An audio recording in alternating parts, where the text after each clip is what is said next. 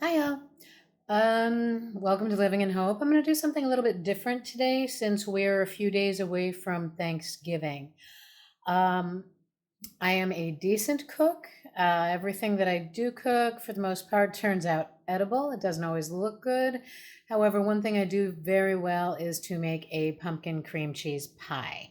So my version is pretty keto friendly, very low carb, and I'm going to go ahead and whip one of those up for you and with you anyway, so you can see how it's done. Super, super duper simple.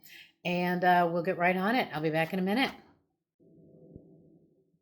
Okay, so I'm back. The first thing that you really want to do is you want to start with heavy whipping cream. So make sure that you've got your heavy whipping cream. This is a 1 pint. You're probably not going to use the whole thing.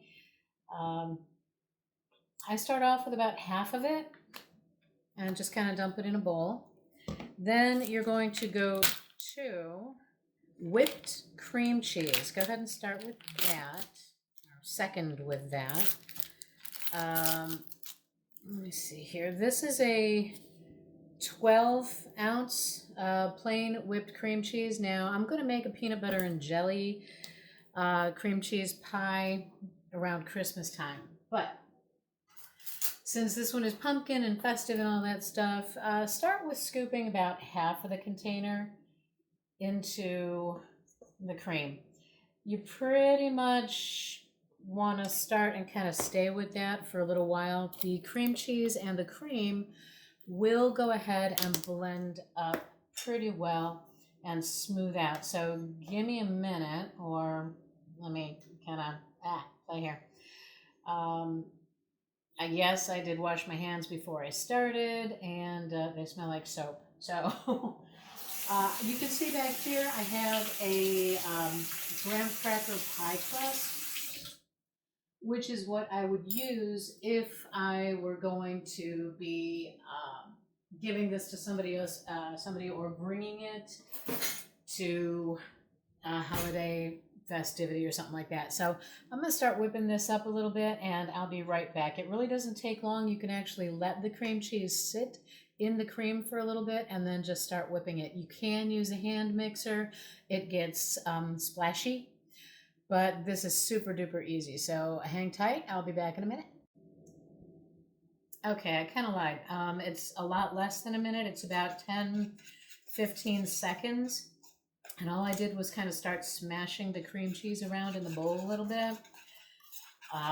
You go ahead and you get it whipped up real nice.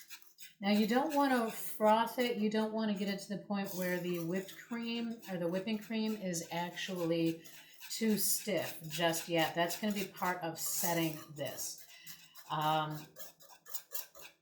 It makes it real easy. Right now it looks like cottage cheese, but I promise by the time we get done whipping the, mixing the pumpkin in with it, it's not going to look like cream cheese anymore. So it's already starting to smooth out quite a bit. So this is my grandmother's bowl. So I've been using this bowl for this stuff, well, since she passed. So I know that this is one cheesecake that she would have loved. Not that she was against cheesecake in any way, shape, or form. Nobody in my family is. I'll be back in another minute. I'm going to open up the pumpkin.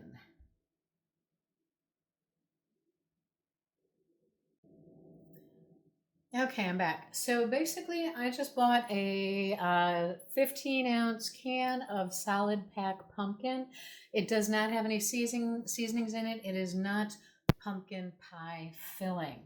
So keeping that into consideration, you don't want any additives. You don't want the pumpkin spice that they would put in there because they are most likely going to add sugar, especially if you're doing keto stuff. You just don't need that. So you're going to add your own sweetener, and I'll tell you what kind of the secret is in just a couple of minutes here. It's nice. It's just easy pumpkin puree. You can use organic. I don't really like using organic. It has just definitely a different texture. But there we go.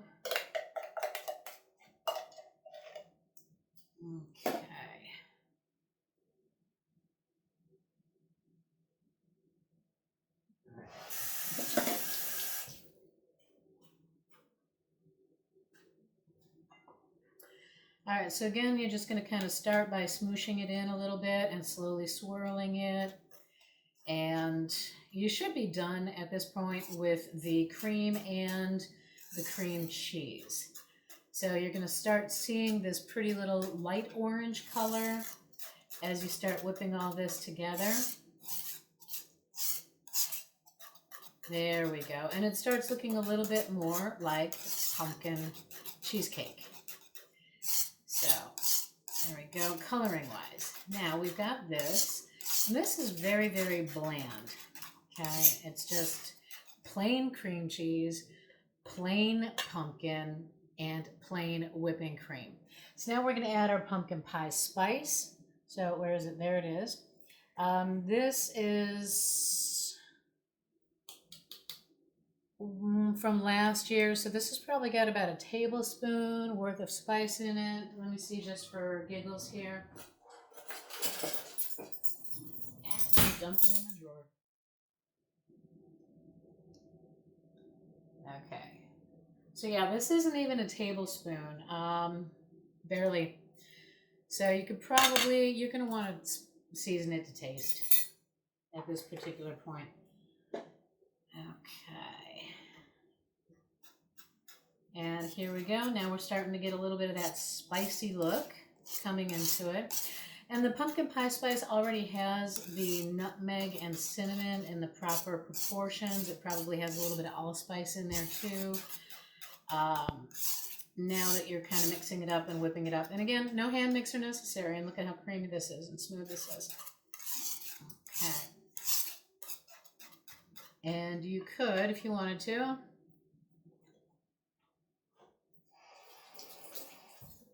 decide if you want a little bit more pumpkin pie spice to it. I will probably add more, but not just yet.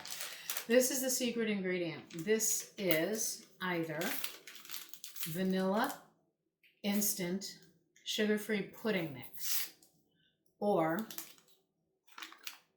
instant cheesecake flavored sugar-free pudding mix.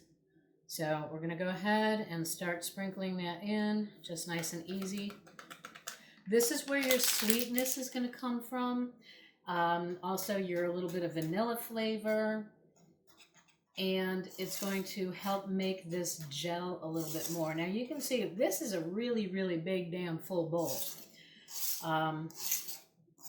So this would be, I would split this typically between 2 9-inch graham cracker crusts, or if, like I said, if I were going to bring this to somebody's house or to a gathering, I would fill up one of the pie crusts and then I would just put the rest in a bowl and eat it like pudding. Or, you know, you can freeze it for a couple of hours and then see if you can slice it into little bite-sized chunks, which is really good. But now you can see that this is starting to get a lot more difficult to stir. And that's the activation of the pudding. So basically the carbs that you're getting are any carbs from the cream cheese and the pudding mix at this particular point in time. Now remember, heavy cream also does have carbs. It has, oh, no it doesn't. So there you go. It's all fat. And your whipped cream cheese has 2 grams of carbs per 2 tablespoons. And there are approximately 16 servings. So if a serving is 2 tablespoons, you're getting 16 servings. But when you use about half of it to maybe 2/3 of that, just go ahead and divide by however many servings. Usually one of these gives you 8 servings for an 9-inch pan. I never understood that. Why is it? That's like the hot dogs in the bun pack. You get 8 hot dogs, but there's only, or you get 10 hot dogs, but there's only 8 buns in the pack. I don't get that. But it's the same kind of thing with the pie crust. For the peanut butter and jelly one that I plan on doing for Christmas, we're going to, or I'm going to, try my hand at making an almond flour crust, I think. I don't know. I might wind up using this one. But anyway, so this is about the texture that it should be when you go ahead and decide to put it into a container. Again, I'm not going to use this. Let me go ahead and find a container. Give me just a sec. I'll be right back. Okay, I'm back. So I'm a big fan of reusing things. Give me a second here. Because first off, I don't like buying Tupperware, things like that. So this happens to be a lunch meat container from my local store. I have a closet, or not a closet, but I have a pantry full of these things in which I pack my lunches. So this is my idea of, a bento box, a reusable bento box. But obviously it comes from the local store. Now, again, look at how firm this is. So this is pretty much edible as soon as you spread it into the actual pie crust. If you have to go that far with it. Now, because I'm not bringing this one anywhere. I'm having a individual Thanksgiving, shall we say, because I have other plans. I won't be doing just Thanksgiving on Thanksgiving Day. I have made other commitments like I did for Christmas. So that is putting in a little work time. So it scoops easily. It plops easily. Where is it? There we go. Plops real easily into there. And I do have a silicone spatula, but I grew up old school, and I don't know about you, but I like to lick the bowl and the spoon, not right away. Okay. And not entirely. So now is the time for the spatula. There we go. And it's amazing how much more of this you get off of the sides of your bowl and out of these little fringy decorator scallops in the top rim of the bowl. Those things are a pain in the butt to clean, I'll tell you that for sure. Okay.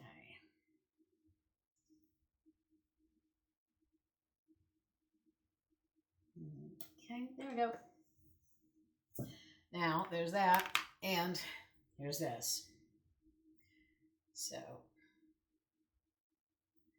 go ahead.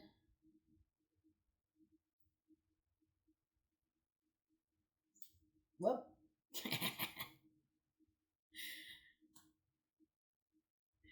I should advise that your spatula probably is not going to do that like mine did. Mine is actually broken around the tang that's inside of it. That's just from scraping too many heavy-duty things. I make my own ice cream. Again, sugar-free ice cream and stuff like that. And it's almost always a variation on peanut butter. I do a lot of peanut butter chocolate chip. But that's just because I like the way it tastes. And I use real cream for the ice cream also. The nice thing about that is you don't need a lot of it.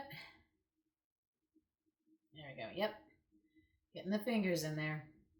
Okay, and again, this is just all going to be eaten over like the span of a couple of weeks.